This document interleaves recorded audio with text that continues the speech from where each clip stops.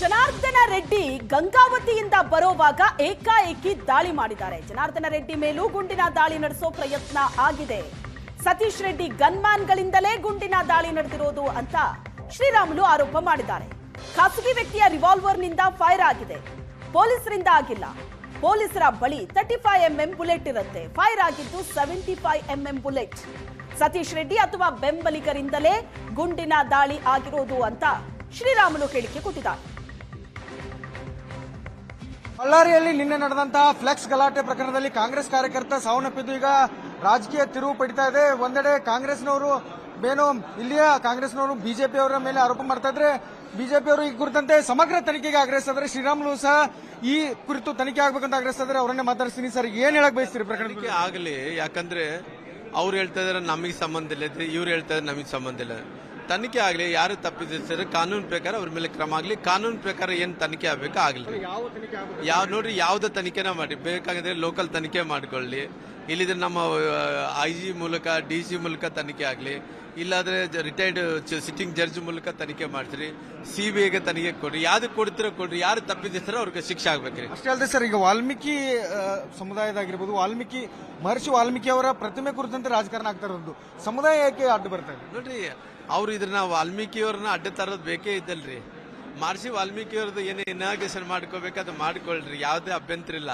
ಸುಮ್ಮನೆ ಮಹರ್ಷಿ ವಾಲ್ಮೀಕಿಯವ್ರನ್ನ ಈ ಜಗಳದಲ್ಲಿ ಮಧ್ಯಸ್ಥಿಕೆ ತರೋದು ಸರಿಯಲ್ಲ ರೀ.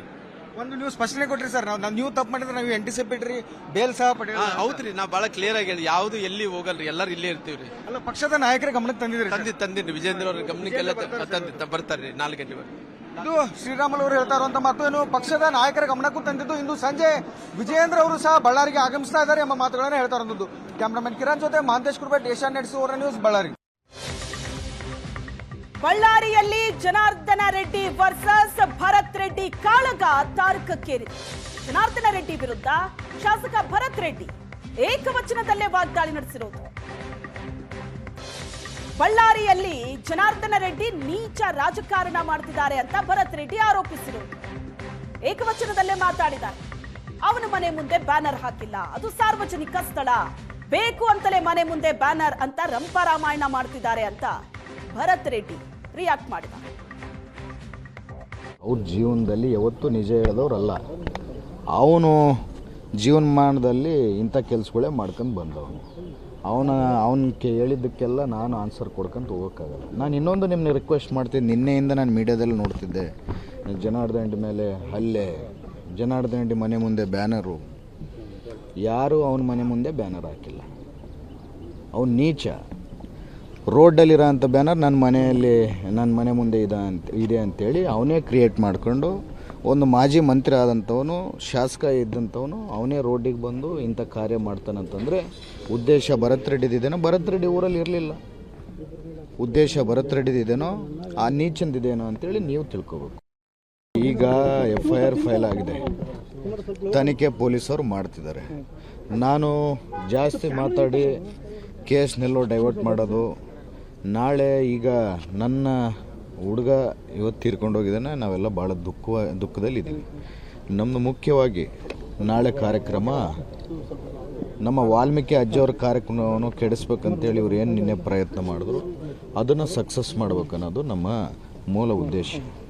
ಆ ಉದ್ದೇಶದ ಪ್ರಕಾರ ನಾನಿವತ್ತು ಯಾರ ಬಗ್ಗೆ ಕೂಡ ಏನು ಮಾತಾಡೋಕ್ಕೆ ಹೋಗಲ್ಲ. ಯಾಕಂದರೆ ಅವ್ರದ್ದೆಲ್ಲ ಮೈಂಡ್ ಸೆಟ್ ಯಾವ ಥರ, ಅವ್ರ ಕ್ಯಾರೆಕ್ಟರ್ ಯಾವ ಥರ ಅಂತೇಳಿ ನಿಮಗೆಲ್ಲ ಗೊತ್ತಿದೆ. ಇಡೀ ರಾಜ್ಯದ ಜನತೆಗೆ ಗೊತ್ತಿದೆ. ನಾನೇನು ಹೊಸದಾಗಿ ಹೇಳೋಂಥ ಅವಶ್ಯಕತೆ ಇಲ್ಲ.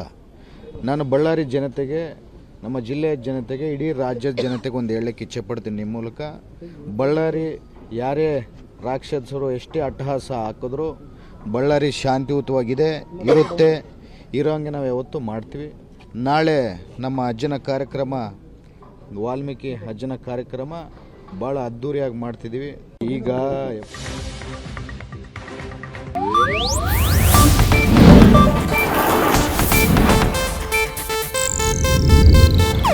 ಇದು ಏಷ್ಯಾನೆಟ್ ನ್ಯೂಸ್ ನೆಟ್ವರ್ಕ್ ಪ್ರಸ್ತುತಿ.